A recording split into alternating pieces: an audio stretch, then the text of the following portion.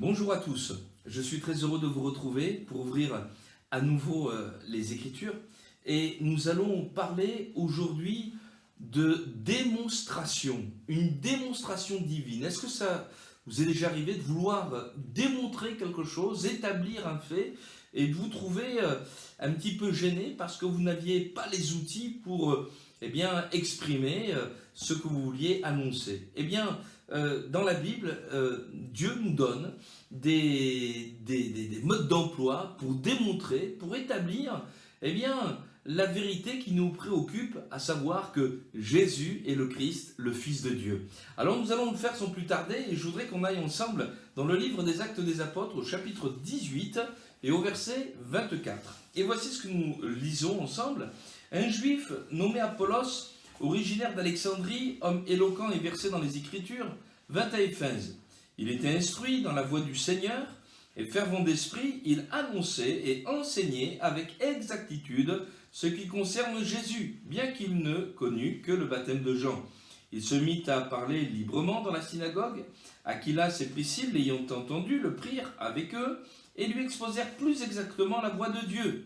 Comme il voulait passer en Achaïe, les frères l'y encouragèrent et écrivirent aux disciples de le bien recevoir. Quand il fut arrivé, il se rendit par la grâce de Dieu très utile à ceux qui avaient cru, car il réfutait vivement les Juifs en public, démontrant par les Écritures que Jésus est le Christ. Amen. Voici un texte concernant un homme nommé Apollos, juif de naissance, qui donne sa vie à Jésus et qui a compris que celui-ci est le Christ. Et au verset 28, il nous est dit à son sujet, quant à sa prédication, quant à son ministère, son service pour Dieu dans l'Église, il nous est dit qu'il était très utile parce qu'il démontrait par les Écritures que Jésus est le Christ. Et nous trouvons ici ce mot démontrer, la démonstration qui est le thème de notre message d'aujourd'hui. Alors peut-être faut-il répondre à cette question, qu'est-ce que ça signifie démontrer? Quelle est la définition, le sens de ce mot? En cherchant dans le dictionnaire, on trouve que démontrer, cela signifie établir la vérité d'une manière rigoureuse. Établir la vérité d'une manière rigoureuse, c'est-à-dire avec preuve, c'est-à-dire en établissant des faits qui nous arrivent à une conclusion qui est tout à fait sans contradiction, et pour cela il faut qu'il y ait une démonstration. Et cela est important parce que la foi chrétienne, la foi qui est placée en Jésus-Christ, ce n'est pas une foi au contour mal défini, au contraire, c'est une foi très très précise.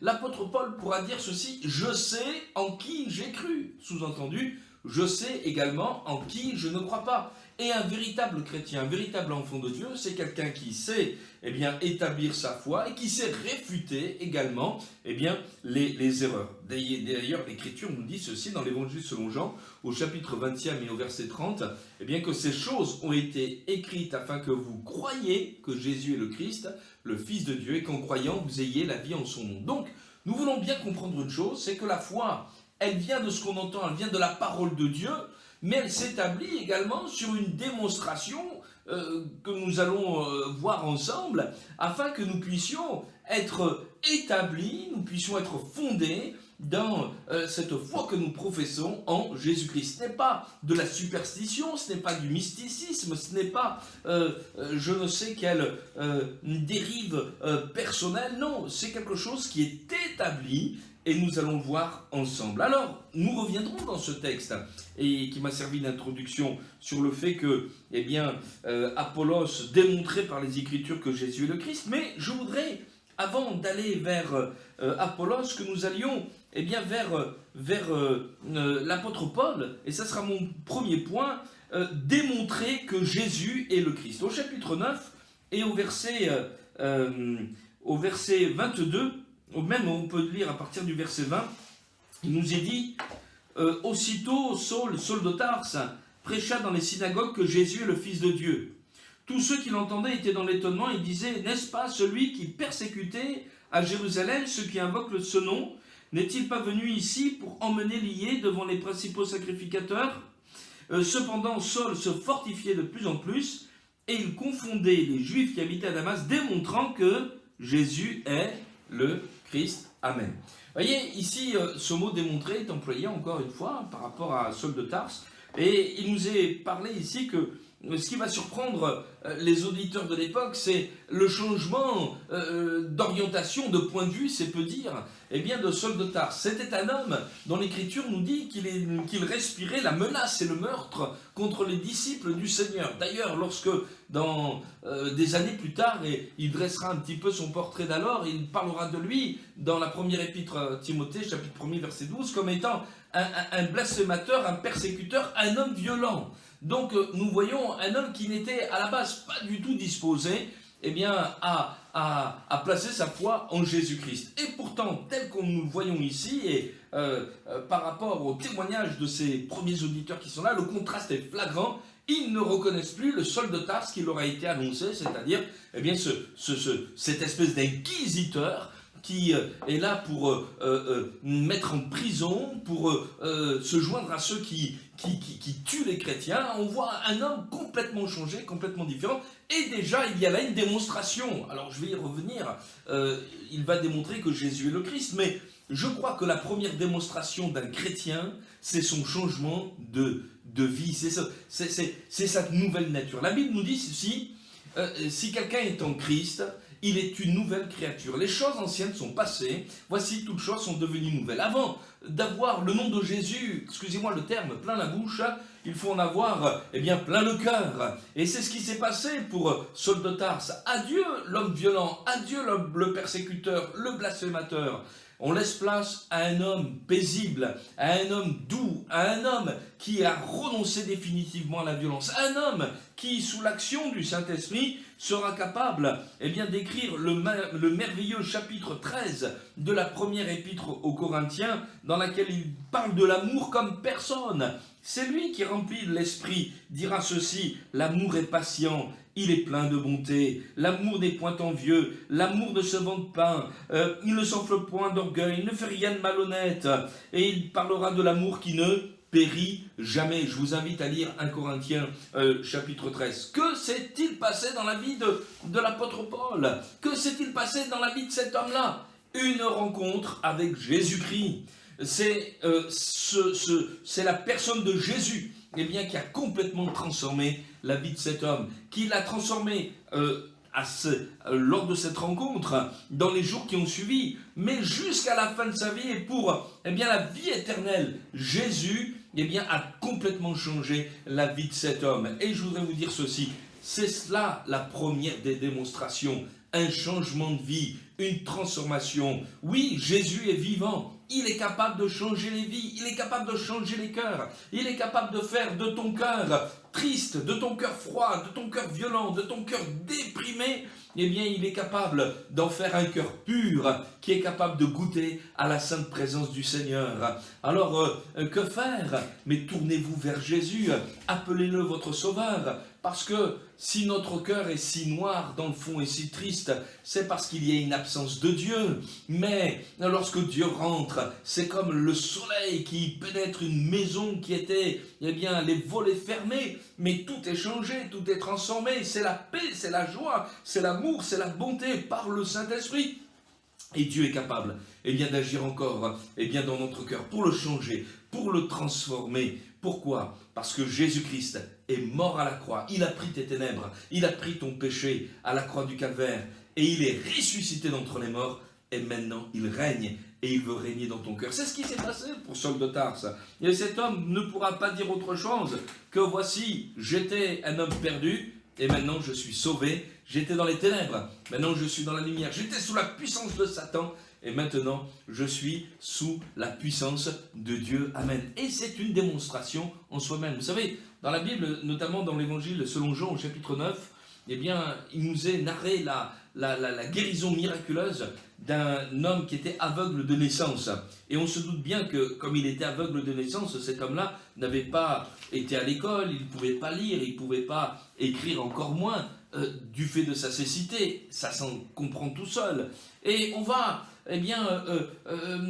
tâcher de d'ébranler la foi et les convictions de cet homme, parce que, voyez-vous, Jésus l'a guéri, mais il a guéri un jour de sabbat. Alors, au lieu de se réjouir de cette guérison, les religieux du temps de Jésus ont cherché toutes sortes de circonstances, de prétextes pour faire en sorte que de décrédibiliser l'œuvre du Seigneur Jésus. Et cet aveugle dira ceci: écoutez, il y a une chose que je sais, c'est que j'étais aveugle et maintenant je vois. Il y a les faits.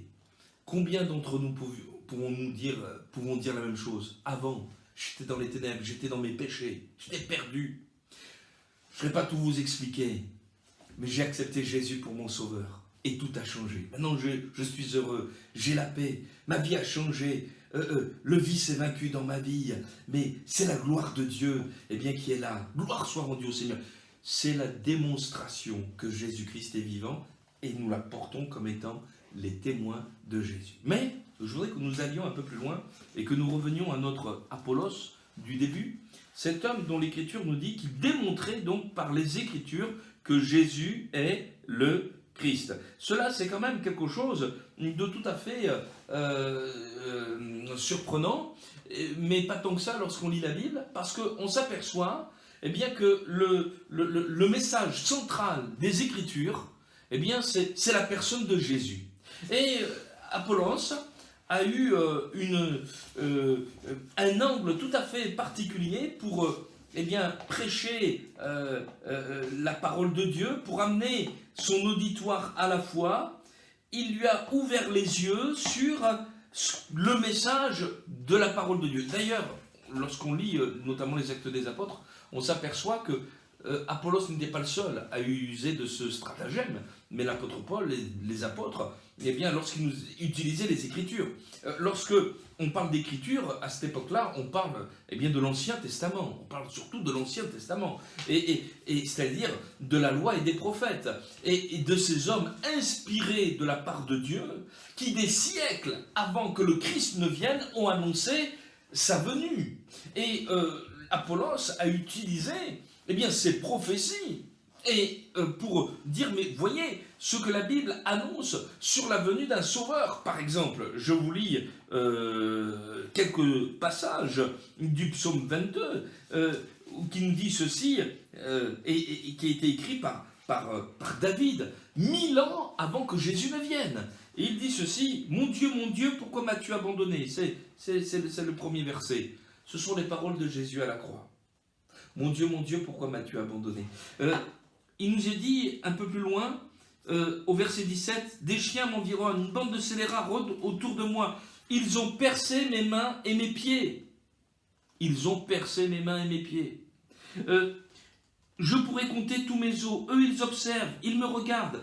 Ils se partagent mes vêtements. Ils tirent au sort ma tunique.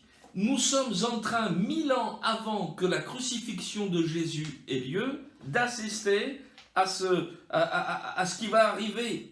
Les soldats romains qui vont jouer au dé, la tunique de Jésus, c'est écrit, la crucifixion, supplice qui n'existait pas à l'époque du roi David. Il nous est parlé de ses mains, de ses pieds qui sont percés. Et puis, on peut aller encore plus loin dans ce célèbre chapitre 53 du livre du prophète Ésaïe, lorsque il nous est dit, il a porté verset 4, il a porté nos souffrances, il s'est chargé de nos douleurs, nous l'avons considéré comme puni, frappé de Dieu et humilié, mais il était blessé pour nos péchés, brisé pour nos iniquités, le châtiment qui nous donne la paix est tombé sur lui, c'est par ses meurtrissures que nous sommes guéris. Amen. Et ici, nous voyons que il est annoncé le serviteur de l'Éternel par excellence, celui qui va accomplir toutes les volontés de Dieu, le serviteur, le Christ.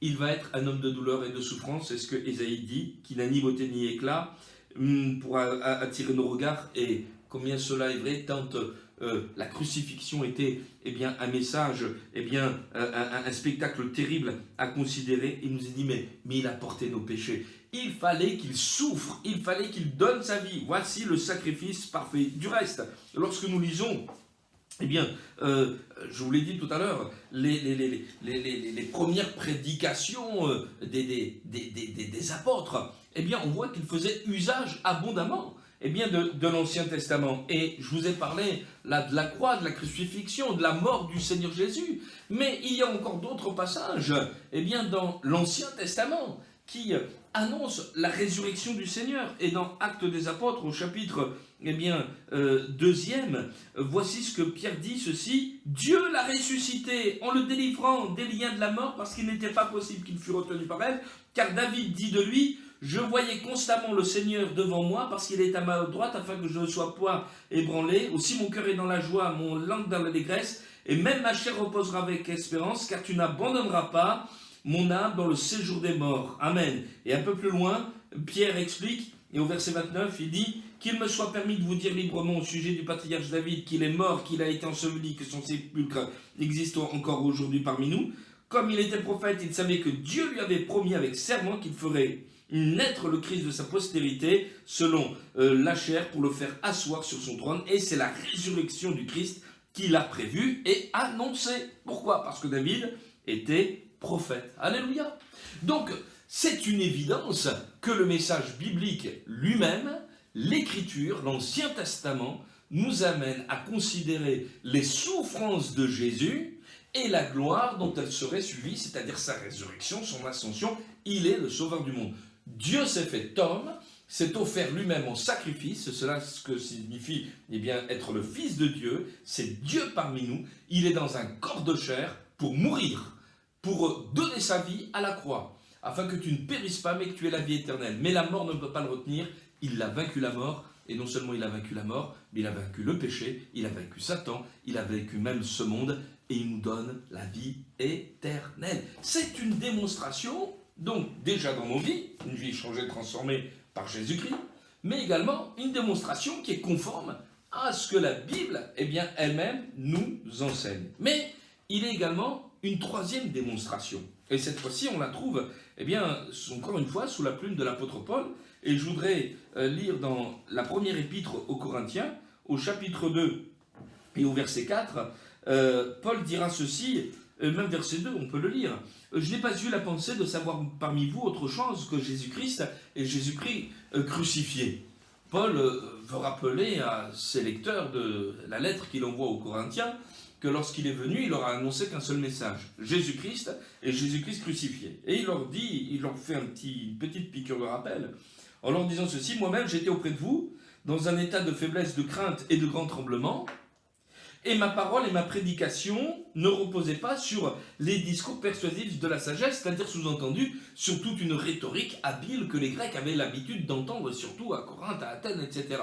Mais il nous est dit, ce n'est pas les discours, sur les discours persuasifs de la sagesse que ma prédication, ma parole reposait, mais sur une démonstration d'esprit et de puissance, afin que votre foi fût fondée non sur la sagesse des hommes, mais sur la puissance de Dieu. Amen. » C'est-à-dire que l'apôtre Paul dit ceci: votre foi, elle repose également sur la puissance de Dieu, et cela vous a été démontré par une action puissante du Saint-Esprit. Et je veux croire de tout mon cœur qu'encore aujourd'hui, Jésus fait des miracles. Le Saint-Esprit confirme cette parole qui a été annoncée par toutes sortes de signes, de prodiges et de miracles, conformément à ce que la Bible nous enseigne également dans l'épître aux Hébreux, au chapitre 2. Il nous est dit que Dieu appuya leur témoignage par des signes, des prodiges et divers miracles, et par les dons du Saint-Esprit distribués selon sa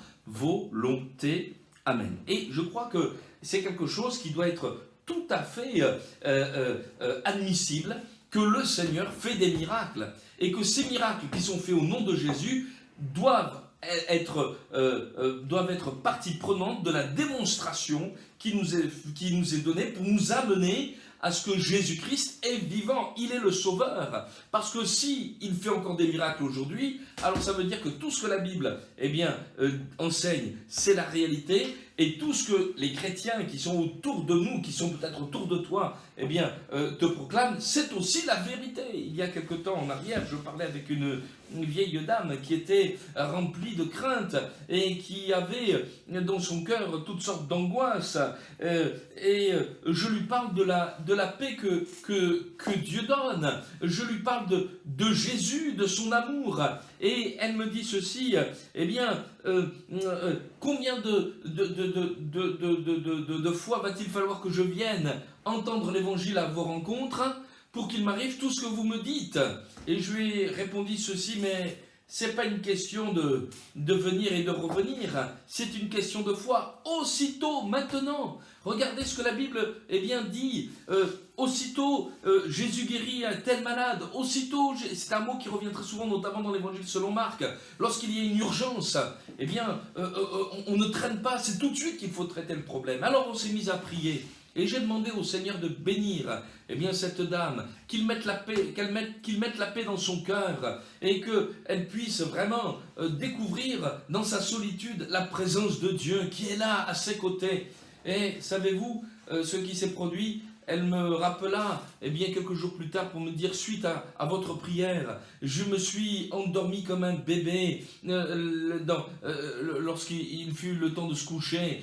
J'ai ressenti une paix qui ne me quitte plus maintenant. Cela faisait des années que cela ne m'était pas arrivé. Je vais venir entendre l'évangile. Mais j'ai dit, pourquoi pas, venez, vous serez la bienvenue. Elle a entendu le message de l'évangile. Et puis, elle a fait des expériences avec Dieu. Je me souviens, nous avons prié pour elle. Jésus l'a guérie d'un mal dont elle souffre à la colonne vertébrale. Elle a vécu un véritable miracle. Elle qui devait prendre une dose de morphine chaque mois, elle a été complètement guérie. Ses souffrances ont été complètement anéantie parce que elle a placé sa foi en Jésus. Suite à cela, elle dit mais le message il est authentique. Elle a ouvert son cœur, la paix de Dieu est venue, elle a accepté Jésus, elle s'est convertie, elle a accepté Christ, elle est passée par les eaux du baptême.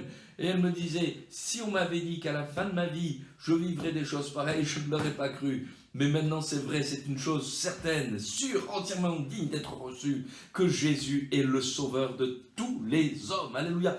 Même d'une vieille dame dont personne ne se souciait, le Seigneur l'aime. Alléluia, personne n'est abandonné. Une démonstration d'esprit et de puissance. Alléluia. Et puis, je vais terminer par l'épître aux Hébreux, parce que tout cela doit nous amener à de la foi quand même. Et je voudrais m'adresser à celle qui écoute en ce moment.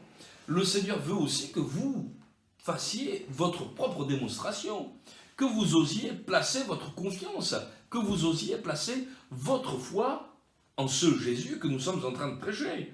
Dans l'Épître aux Hébreux, il nous est dit ceci. Au chapitre 11 et au verset 1er, la foi est une ferme assurance des choses qu'on espère, une démonstration de celles qu'on ne voit pas. La foi, c'est la démonstration des choses qu'on ne voit pas. C'est écrit, c'est proclamé, mais maintenant, je crois que je peux le vivre. Et Jésus dira ceci, Jean 11, verset 40, « Si tu crois, tu verras la gloire de Dieu. » Certains disent, « Moi, je crois que ce que je vois. » Mais ça ne s'appelle pas la foi, ça. Ça s'appelle de l'incrédulité. Ça s'appelle avoir des raisonnements astucieux. Non, la foi, elle n'est pas ça. Elle n'est pas comme ça. Je te dis que si tu crois, tu verras la gloire de Dieu. Êtes-vous prêts à croire sans voir? Il y a une démonstration qui vous est faite. Une démonstration, et peut-être avez-vous un chrétien à côté de vous, quelqu'un qui a complètement changé de vie, vous saviez ce qu'il était avant, vous voyez ce qu'il est devenu, un enfant de Dieu, et c'est comme le jour et la nuit, ou la nuit plutôt et le jour. Et vous voyez aussi que l'Écriture correspond tout à fait à ce message du salut qui est en Jésus-Christ. Il suffit d'y plonger ses regards, c'est une évidence. Et puis, peut-être, avez-vous fait aussi des expériences quant à la guérison, où vous avez vu Dieu poser sa main sur vous, où vous avez constaté, effectivement, telle personne, on a prié pour elle, le Seigneur l'a guérie, il s'est passé quelque chose.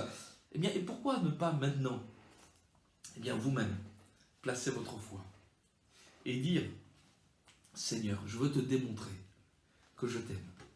Je veux te montrer Je veux te démontrer mon amour. Je veux te démontrer, Seigneur, ma confiance. Je place ma foi en toi. Je te fais confiance, Seigneur. Même si tout de suite, eh bien, je ne vois pas encore, eh bien, les choses, eh bien, devant moi. Mais je crois que tu vas me répondre. Je crois que tu vas, eh bien, Seigneur, être fidèle à ta parole. Dans la Bible, et je vais terminer par cela, il y a, eh bien, un homme qui a fait cette même expérience. Et cet homme se nommait, eh bien, Bartimée. Et on le retrouve au chapitre 10 de l'évangile selon Marc, chapitre 10 de l'évangile selon Marc, et il nous est dit ceci, c'est que il criait, Jésus, fils de David, aie pitié de moi, on veut le faire taire, mais il crie encore plus fort. Et finalement, au verset 49, Marc 10, 49, Jésus s'arrêta et dit, appelez-le. Ils appelèrent l'aveugle en lui disant, prends courage, lève-toi, il t'appelle. L'aveugle jeta son manteau, se levant d'un bond, il vint vers Jésus. Comprenez, son manteau, c'était toute sa protection, c'était toute sa richesse. Il le jette. Pour lui, ça y est, il m'appelle. Mais alors, il va me guérir, parce que c'est un Dieu d'amour, c'est un Dieu qui ne ment pas, il ne fait pas naître l'espérance pour la décevoir. Il est plein de foi, plein de confiance. Et il nous est dit, eh bien, ceci, Jésus prenant la parole, lui dit, mais que veux-tu que je te fasse? Rabouni, c'est-à-dire maître, c'est un mot araméen. Et il nous dit ceci, il lui répondit l'aveugle, que je recouvre la vue. Et Jésus lui dit, va, ta foi t'a sauvé. Aussitôt, vous voyez le mot dont je parlais tout à l'heure, aussitôt, il recouvra la vue et suivit Jésus dans le chemin. Amen. Ça vaut le coup de placer sa confiance dans le Seigneur. Même si ça va à l'encontre de tous tes raisonnements, de toutes les évidences humaines peut-être, de toutes les réflexions philosophiques, machin, etc. Mais on n'est plus dans un raisonnement, on est dans la confiance, on est dans la foi. Veux-tu croire que Jésus pardonne tes péchés? Veux-tu croire que Jésus te guérit de tes maladies? Veux-tu croire que tu es aimé de Dieu? Alors si tu le crois, tu verras la gloire de Dieu, une vie changée, transformée, et tu deviendras à ton tour une démonstration vivante de l'amour de Dieu manifesté en Jésus-Christ. Que Dieu vous bénisse abondamment et à très bientôt.